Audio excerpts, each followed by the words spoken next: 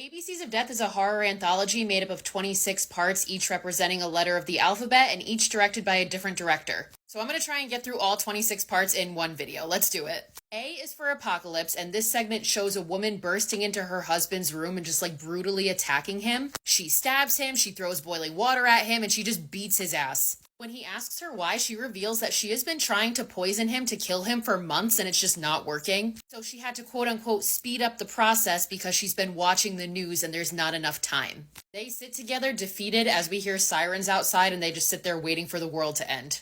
B is for Bigfoot, and this one is about this couple that's babysitting this young girl that refuses to go to sleep. So they make up this story about the abominable snowman who will take kids out of their beds if they are not asleep before 8 p.m. And he'll ring his bell when he's coming so that you know. So it works, she gets into bed, she starts to go to sleep, and then she hears a bell ringing, but it's supposed to be the trash collector. But instead, it's this homeless man who breaks into the house and brutally kills the couple. When he goes into the girl's room, he finds her under her covers counting sheep and he leaves her be. C is for Cycle. This one is about this guy who weird shit starts happening to him. He sees a puddle of blood in his backyard, he starts hearing noises, but when he goes to investigate, there's nothing there. And one day his wife disappears and he can't find her, but he finds a hole in his backyard hidden by this bush. He gets sucked into this hole, and when he wakes up, he is back in time to the night where he heard the noise, and it turns out he's the one who made the noise. And then in the morning, he sees himself getting sucked into the hole again. But then that Bruno, that's his name, is killed by another Bruno, and that's how the puddle of blood got there. So it turns out he's in a time loop where he just perpetually keeps getting killed. D is for Dogfight. So we see this guy who's wearing these dog tags with the name Buddy on it, and he enters the ring with this dog and they start fighting. Eventually the dog bites the man in the neck, but the man yells out Buddy. That causes the dog to stop, and then he turns on his handler, and we see a bunch of lost dog posters revealing that this dog is Buddy, and he belonged to this guy, and that's where he got the dog tags. So then the two of them team up on the handler and presumably kill him. E is for Exterminate, and this one's directed by Angela Bettis. This guy sees a spider in his apartment and keeps trying to kill it, but keeps missing it. And eventually the spider manages to bite him. After about a week, the man is still being stalked by this thing, but manages to kill it, but he starts having a weird pain in his ear. And it turns out it's because the spider laid an egg in there and they all start to hatch and crawl out onto his face and he dies. This one gets the award for the weirdest segment in the whole thing, and there's some fucking weird ones. F is for Fart. And it's about this schoolgirl who has this weird obsession with her teacher, Miss Yumi. One day at school, there's a gas leak that kills anybody that inhales it. So the girl and Miss Yumi manage to escape and go into a building. And it's at this point that the girl reveals that she wants to smell Miss Yumi's gas instead of the gas leak. So Miss Yumi farts, and then the two of them just get pulled into this gas-surrounded dimension and they kiss. G is for Gravity, and this one we get a POV shot of a surfer. For some reason, he straps a bag of bricks to himself before he goes out. He gets out to the water and drowns, and then we see the camera change perspective and we see the surfboard bobbing vertically like this. H is definitely in the running for the weirdest one. This one is for hydroelectric diffusion. So this one is supposed to be like a World War II setting, but instead of people, we have these humanoid animal creatures. This bulldog goes to a strip club where the stripper is this fox woman, but it turns out that she is a Nazi and they are enemies. And she traps him over a pool of electrified water. But then the bulldog hears the voice of Winston Churchill in his mind, which gives him the strength to knock her into the water instead. Yeah, I don't know. I is for Ingrown. This one is about this man that is keeping his own wife hostage and she is chained up in the bathtub. We see him inject her with motor oil, which causes her to violently scratch at her skin and her throat. And eventually she dies and we hear her voice in a voiceover narrating this monologue. And she basically just talks about how her husband's abuse makes him a primal animal and he is no longer a man. J is for Jedi Jeki. I'm probably saying that wrong, but it's Japanese for samurai movie. So this executioner is preparing to behead this samurai, but the samurai starts contorting his face into these really weird, impossible ways. The executioner panics and then sees that the samurai is performing seppuku. Might be saying it wrong, sorry, but he's disemboweling himself. So the executioner continues with his beheading, and then his head is just laying on the ground with one of these dumbass expressions. K is for Klutz. This is our first animated one. In this one, a woman goes to use the bathroom at a party, but her poop refuses to flush. It starts jumping out of the toilet and making noises and squeaking and pretty much attacking her. It ends up re-entering her, which causes her to fall on the ground dead. And as that happens, it proceeds to leave her through her mouth. L is for Libido, and this is by far the most disturbing one, heads up. In this one, there are these two men strapped to a chair, and they are forced to various different performances. Whoever finishes first makes it to the next round. And the loser So this one guy keeps winning, but the performances keep getting more and more bizarre and disturbing. And eventually it gets to one that includes a little boy. So the guy refuses to continue and passes out. When he wakes up, he is tied to a bed with a woman on top of him doing her thing, and she takes out a chainsaw and offs him. M is for miscarriage. This one is directed by Ty West. This one is showing this woman who is trying to unclog her toilet, and eventually she finds a plunger, and we look in the toilet and see that what is in there is an unborn, yeah. N is for nuptials. This one is about this couple, Shane and Anne. They have a pet parrot. Shane ends up proposing to Anne. Everything's really happy until the parrot starts blurting out shit that makes Anne realize that Shane is cheating on her. So she grabs a knife and she stabs him.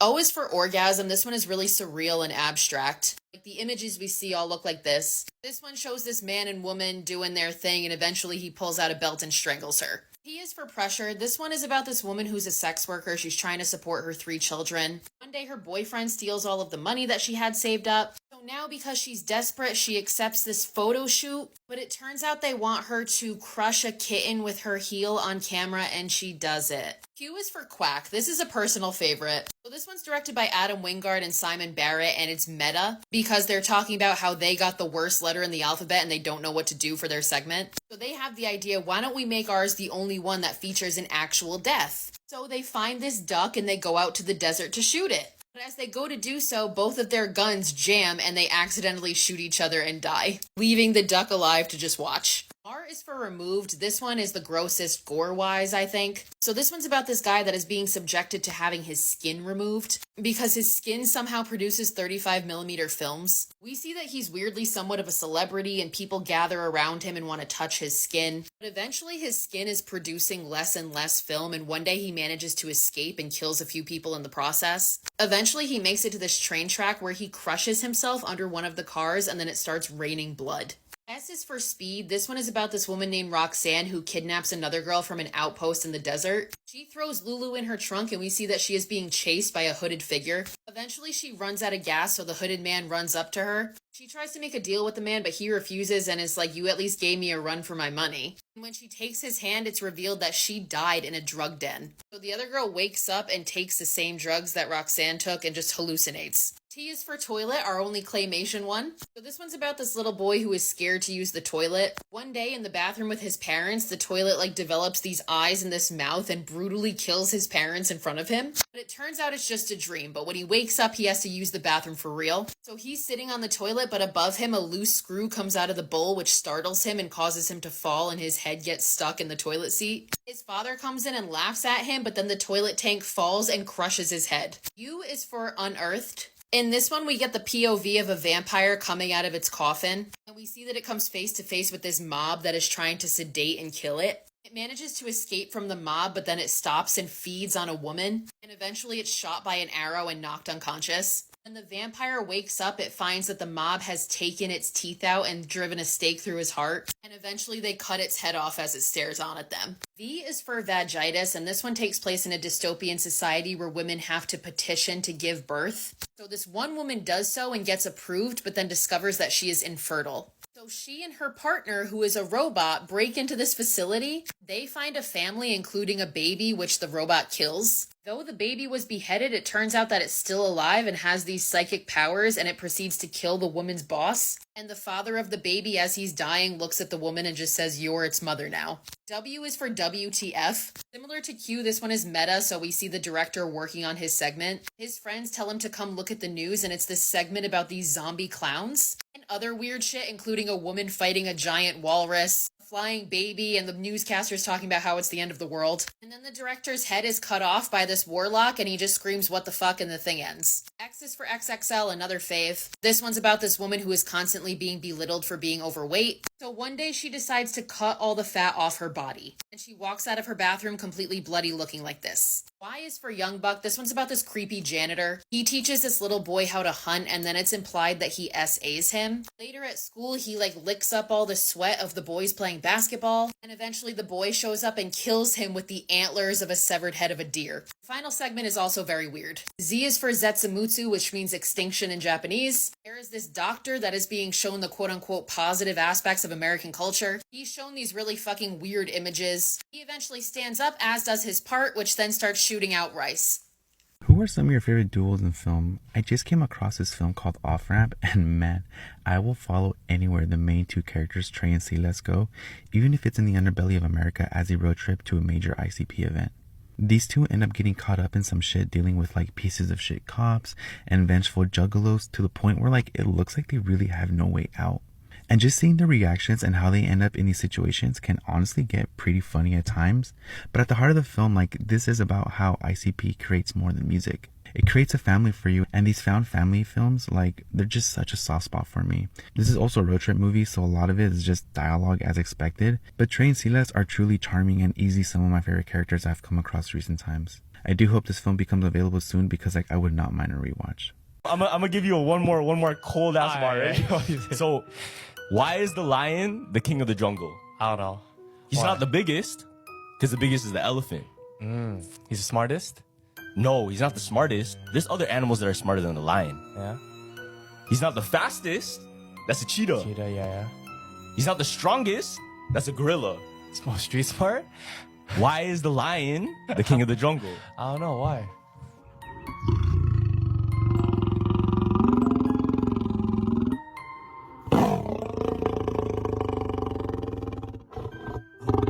It's the mentality. That's the only reason he's the king of the jungle. Facts. When a lion walks up to an elephant, even though the elephant's bigger, Yeah. is the lion scared? Hell no. Are you crazy? When the lion is surrounded by a whole bunch of hyenas, is the lion scared? No. Hell no. He's still fighting.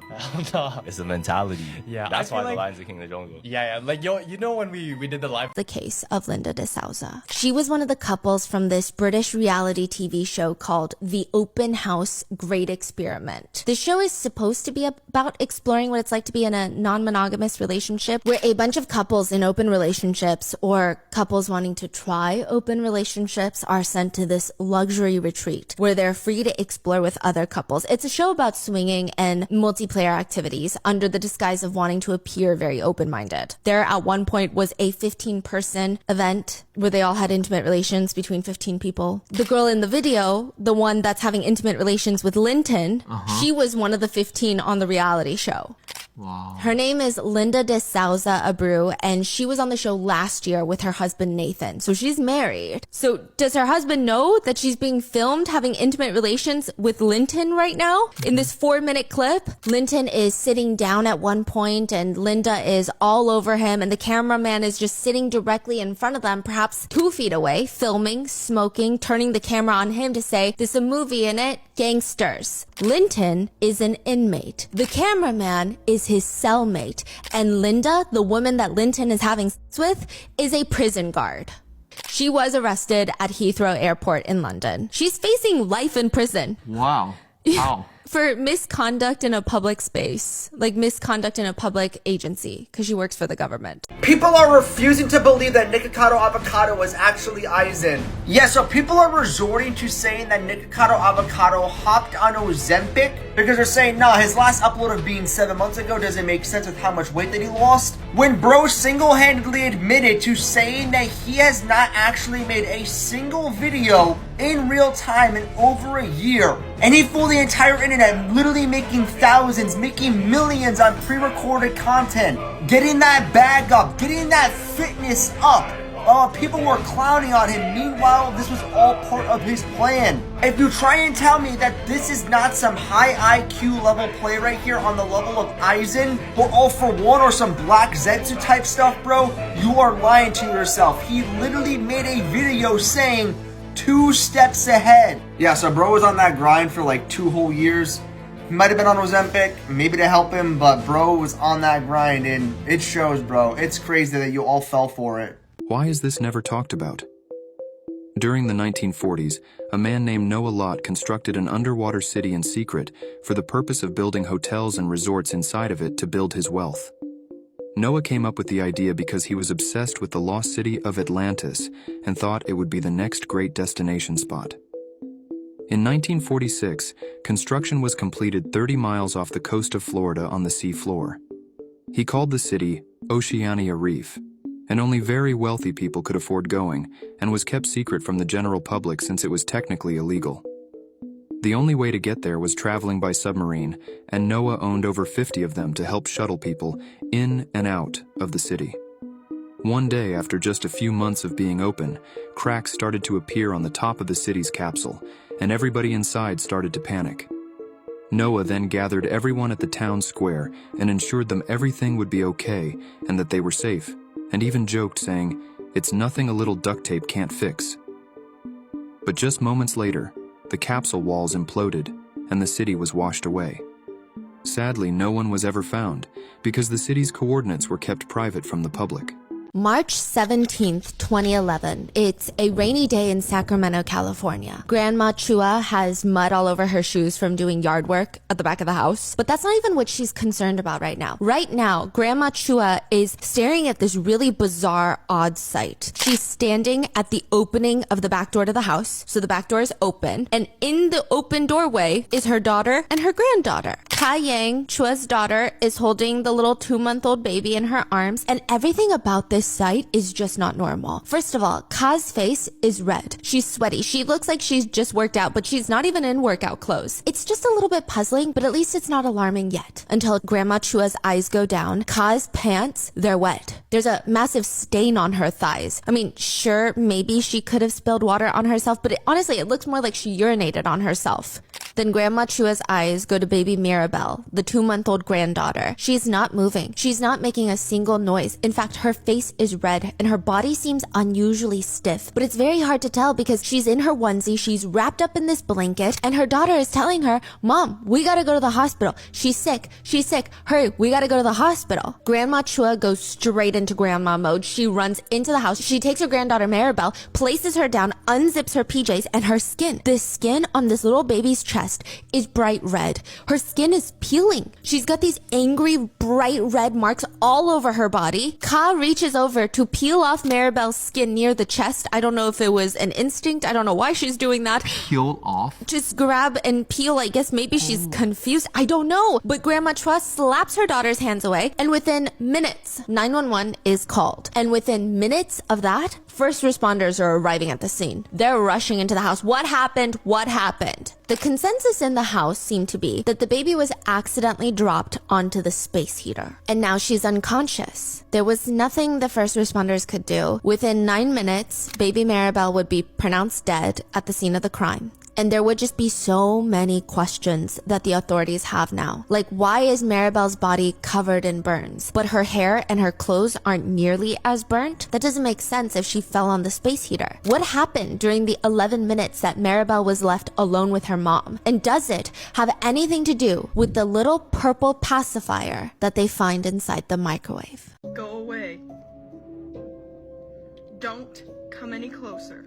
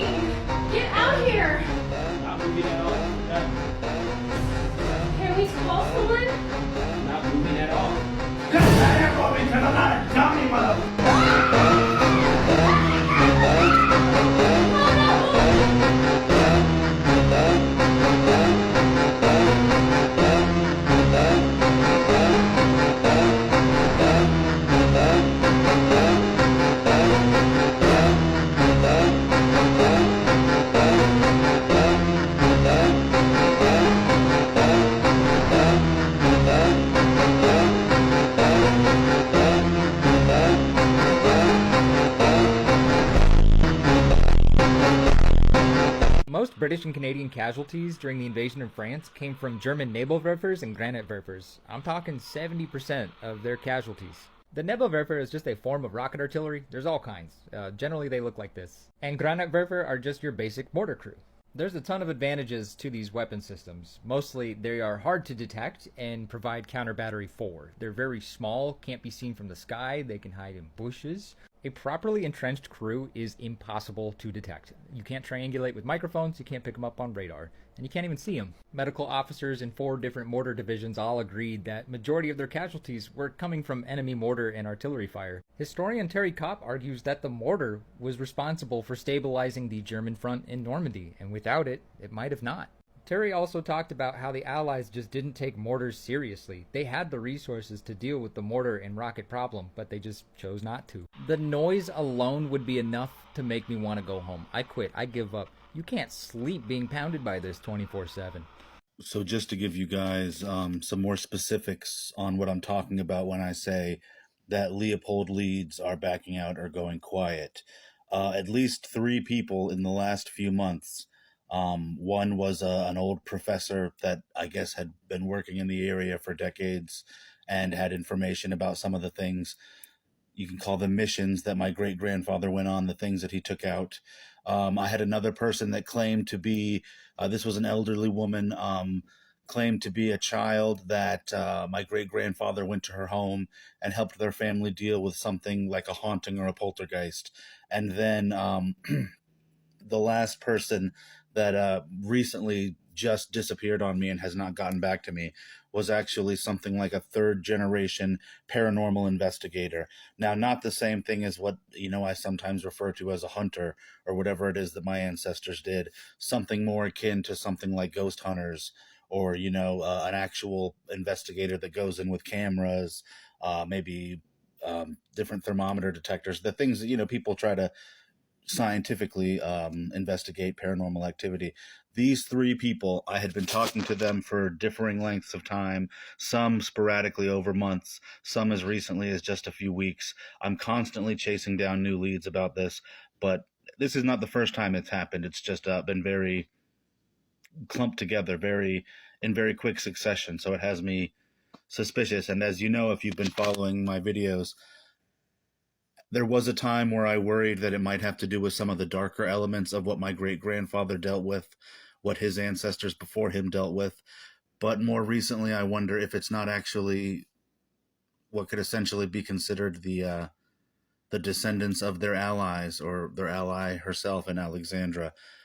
They're clearly keeping me from certain things. I don't know how dramatically they're involved in my life. I've been talking to them a little bit more. I'm going to post a video about that.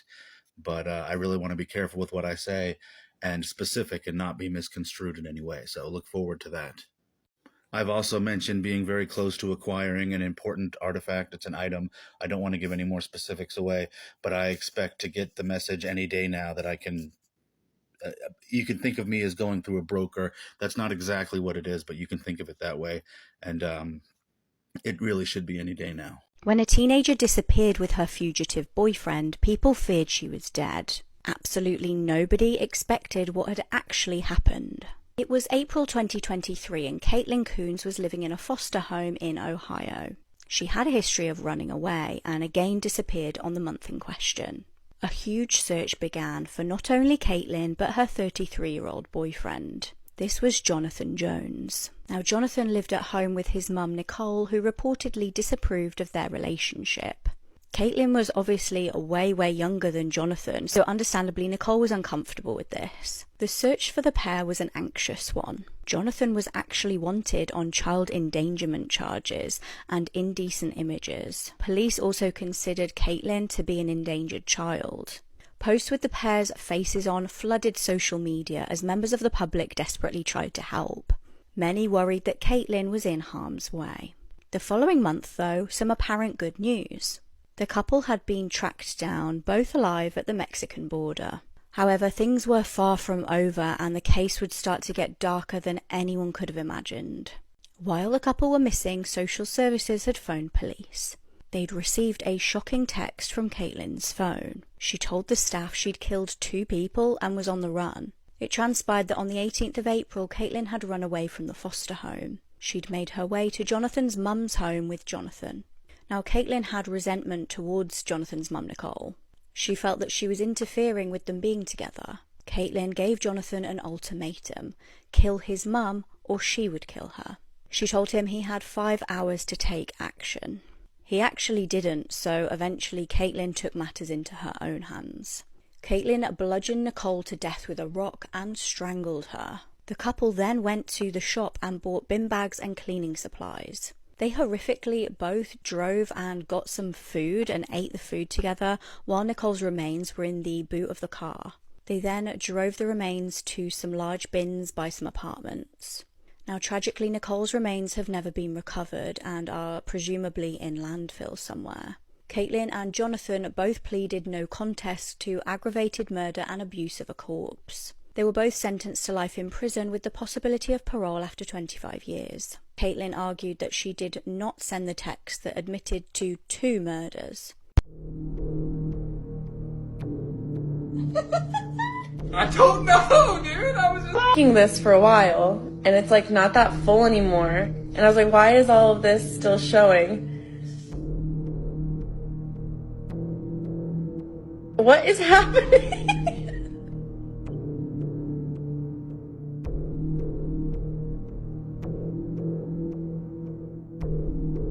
Insane, but I was looking at these Hello Kitty Squishmallows, and this one right here is literally moving. Look at this. Is anyone seeing this? Oh, what the fuck? Yo, the sky is fucking blue! I'm here!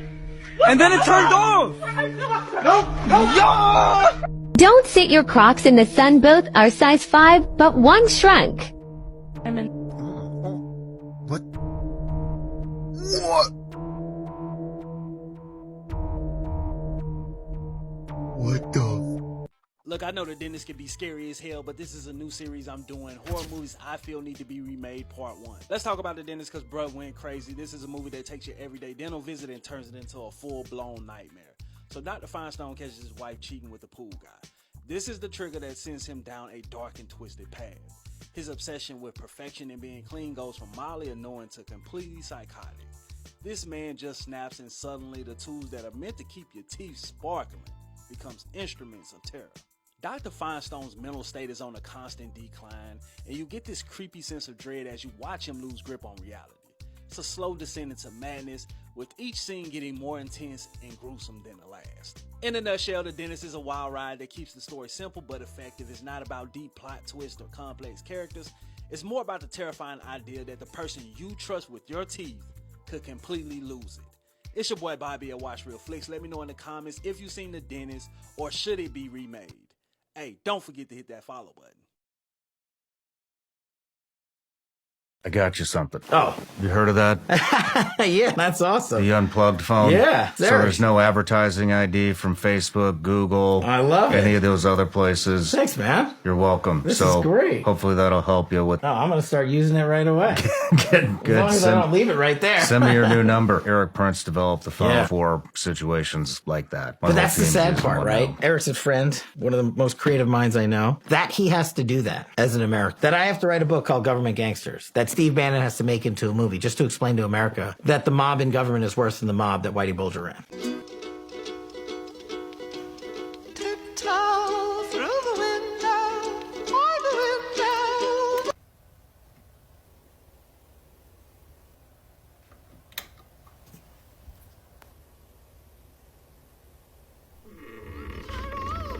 Come tiptoe through the tulips with me.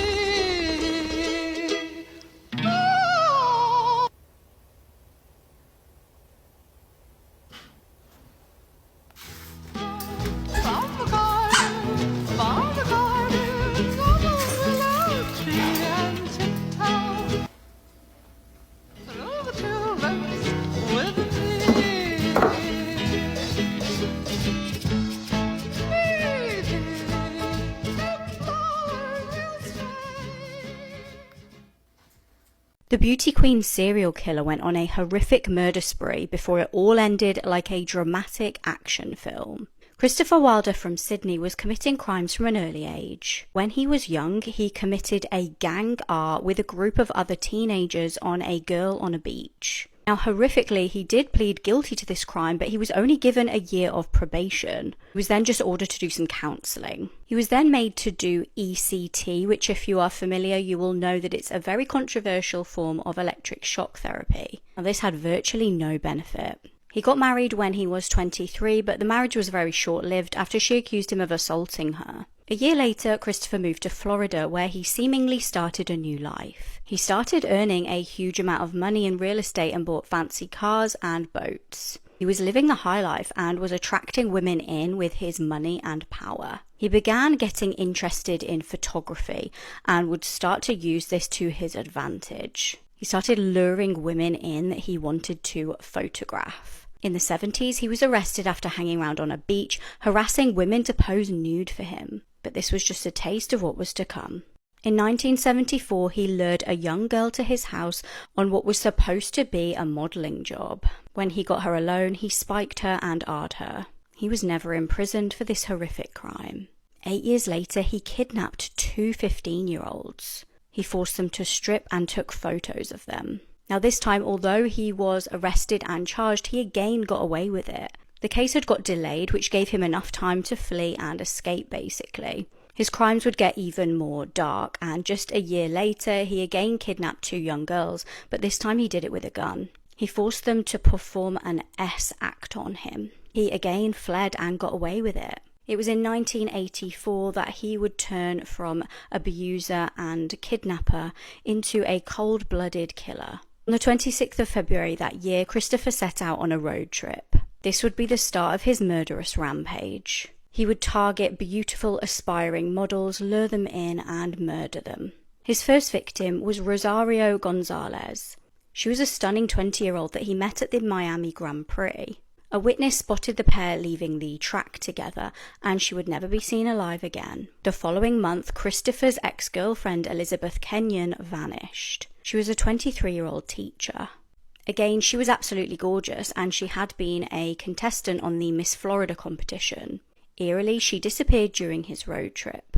She was actually spotted by a witness putting petrol into her car. The witness also saw a man matching Christopher's description talking to her there, and the witness said that he overheard them talking about some kind of photo shoot. Since being spotted with potentially Christopher, both women have never been seen again. Later that March, on the 18th, a 21-year-old named Terry vanished from a shopping centre after again being spotted with Christopher.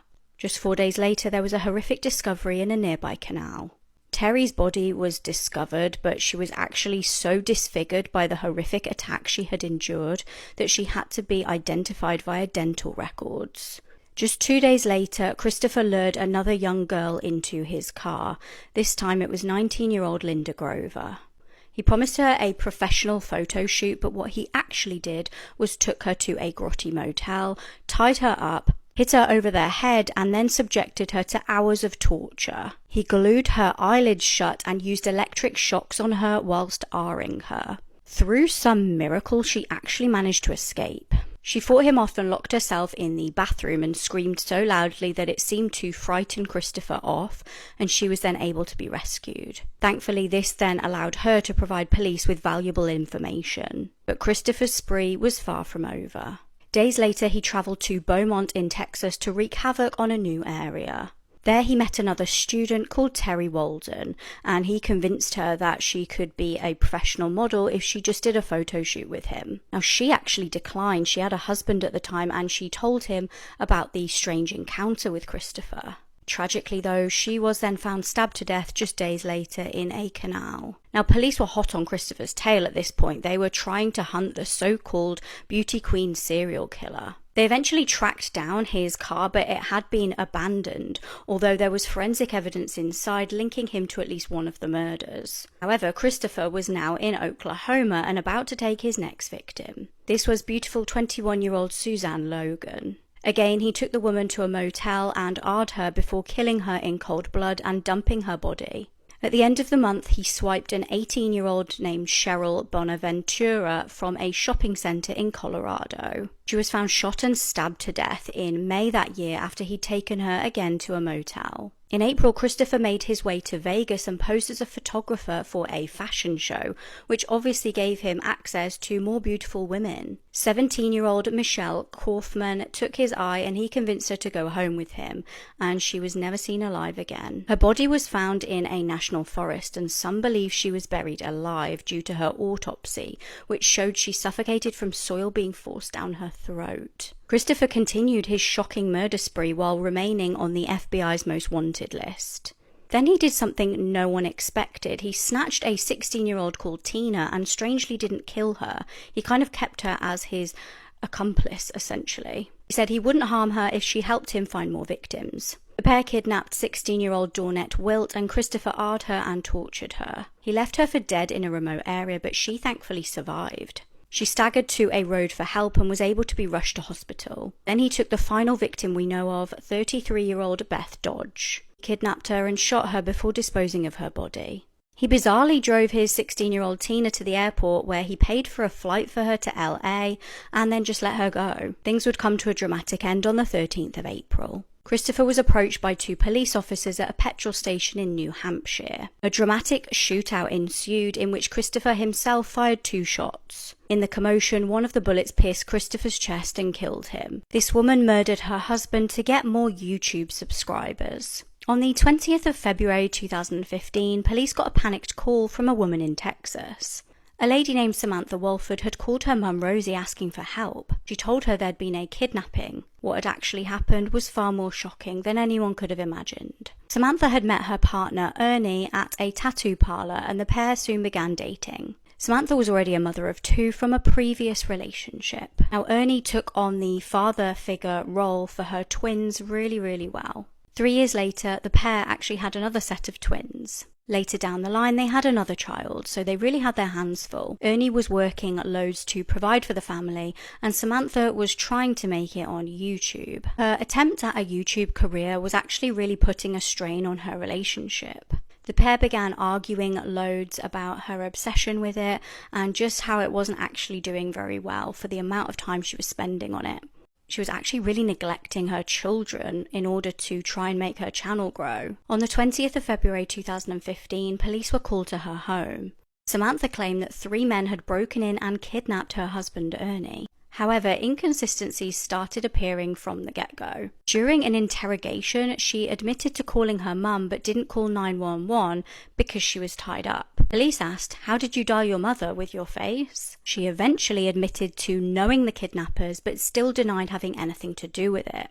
They were Jose Ponce, Jonathan Sandford, and Octavius Rhymes. Investigators seized phones and ended up uncovering texts between Samantha and the men, and the texts were shocking. They proved that Samantha had orchestrated the whole thing. Now, really similar to the Jennifer Pan case that I recently covered, Samantha had left the front door open intentionally to allow the men to access the house. They kidnapped Ernie and took him to the woods out of earshot, where they callously shot and killed him. Police concluded that Samantha was the mastermind and concocted the plan to get fame and attention. 2 of the men got 50-year sentences, 1 got 93 years, and Samantha got 99 years. This stunning teenage dancer was murdered by the last person anyone would ever expect. It all started with a fake psychological study.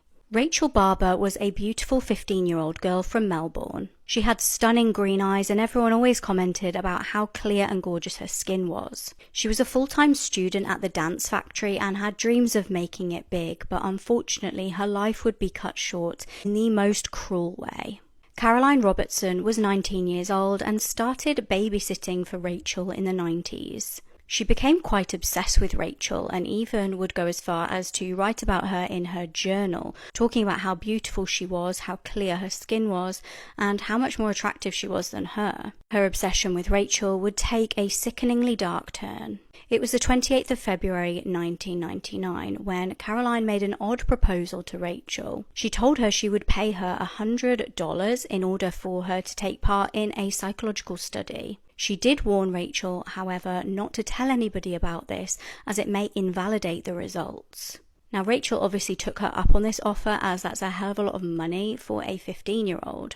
The pair met after class on the 1st of March and went to get pizza together first. Caroline then took her back to her place and prepared Rachel for the study. She instructed Rachel to sit and meditate. As Rachel closed her eyes, Caroline came up behind her with a telephone cord and strangled her to death with it. She then took her lifeless body and bundled it into her wardrobe. Over the next few days, Caroline would wrap her victim in a rug and also contact a local taxi man to help her to move a statue from her house.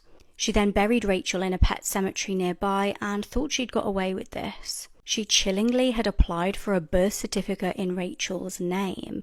She'd obviously become so obsessed with Rachel that she actually wanted to take on her identity. During this time, Rachel's family was obviously worried sick. They'd reported her missing and were looking everywhere for the schoolgirl who had seemingly vanished into thin air. But people around Caroline noticed that she was acting odd. She'd gone home on the 2nd of March feeling unwell, which was unusual for her. She'd also been spotted by witnesses walking with Rachel before Rachel disappeared.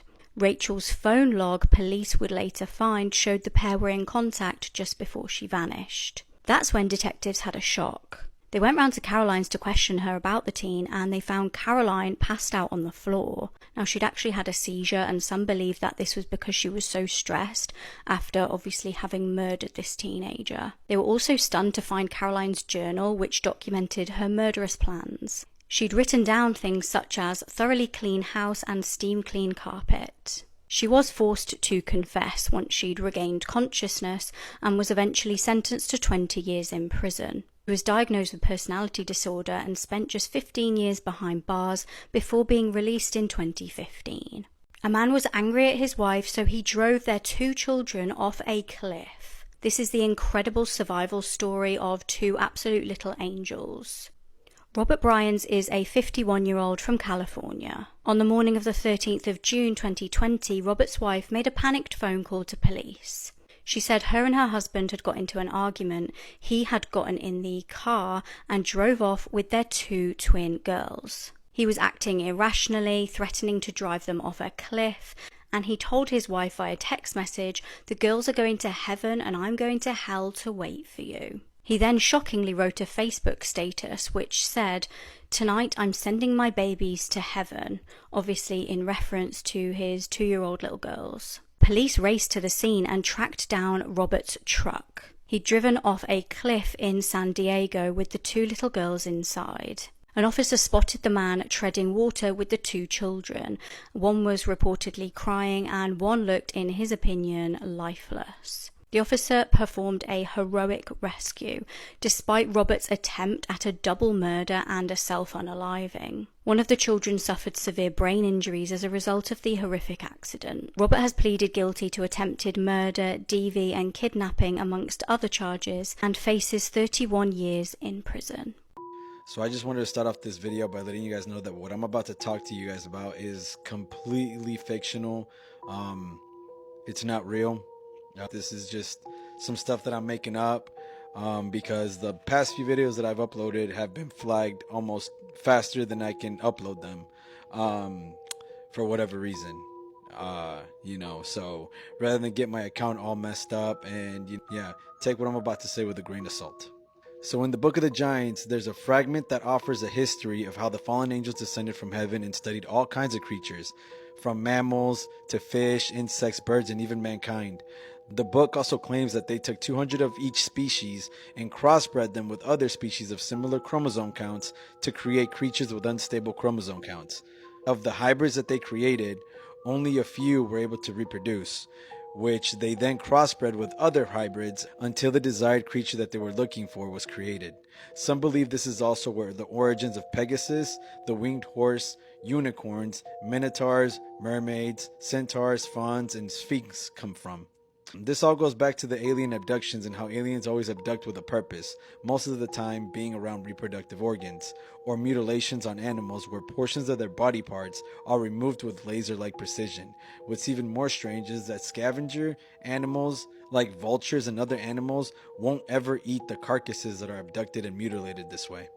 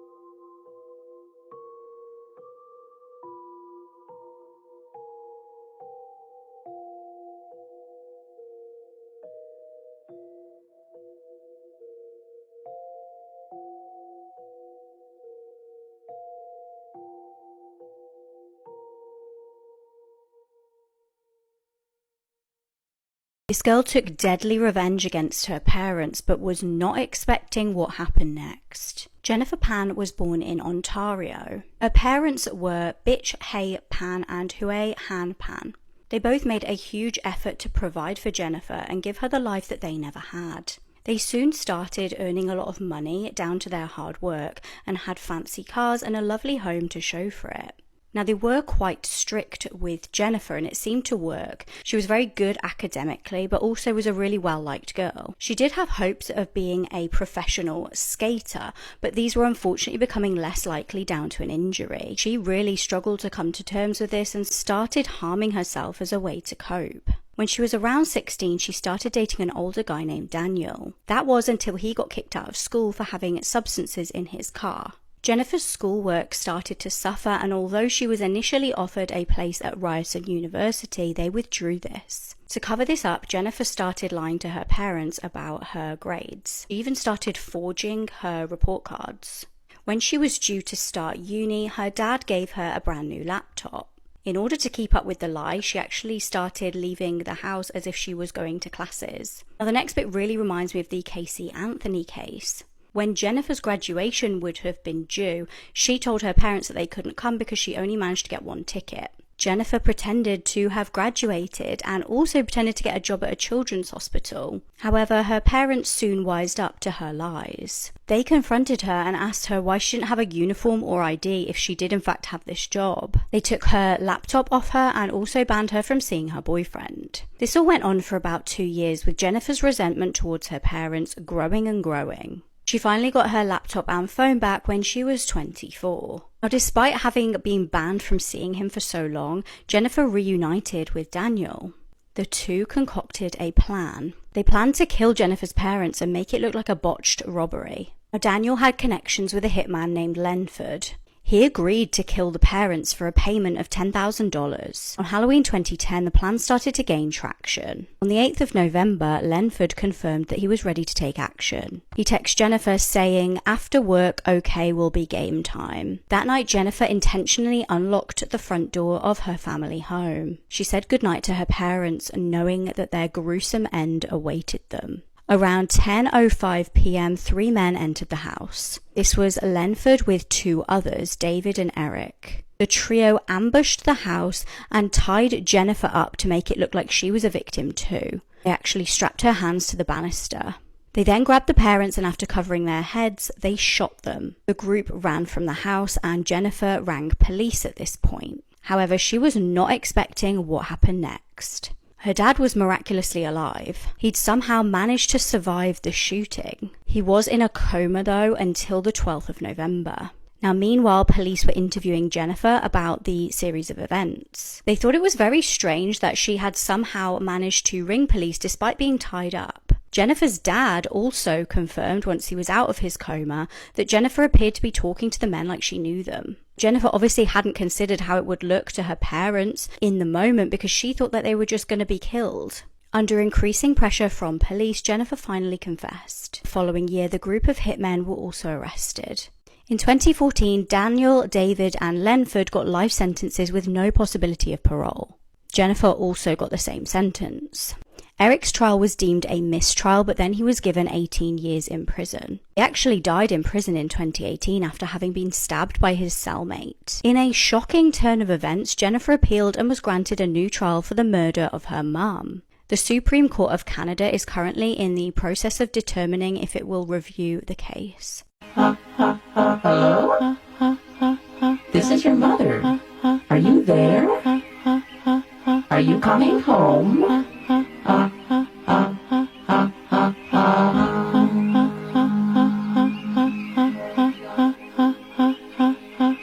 Well, you don't know me, but I know you. Hello? This is your mother. Are you there? Are you coming home?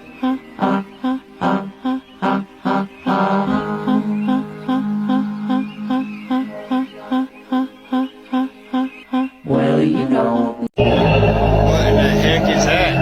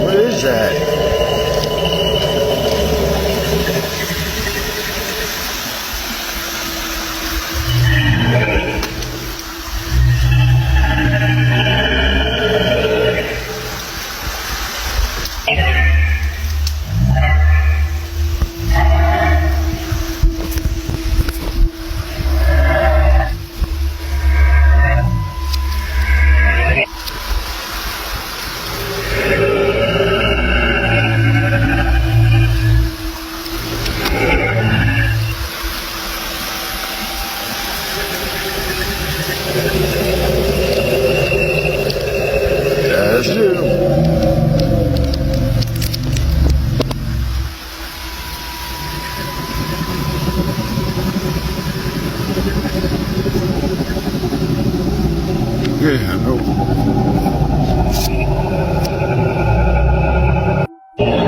What in the heck is that? What in the heck?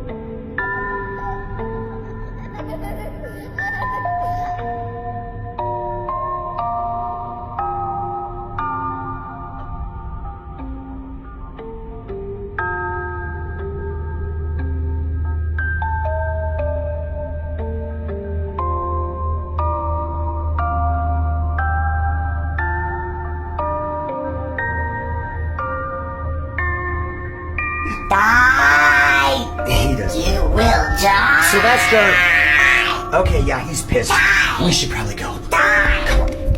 It's like he's possessed by a demon. I don't know. You will die! I'm so sorry. I think 2024 has been one of the best years for horror and psychological thrillers in a very, very long time. I keep watching new films that I will consider one of the best films I've seen this year. And when it comes to the end of 2024, I'm going to have a real hard time deciding what my top 10 is. And we haven't even reached October yet. This movie is incredible. It's without a doubt going to be in my top 10, and you're going to absolutely love it. My name is Ricky, I love horror movies, and this is Red Rooms. I went into this movie absolutely blind, so I'm going to give you very, very little to go on, aside from what's above my head. I never expected this movie to be as heavy as it is.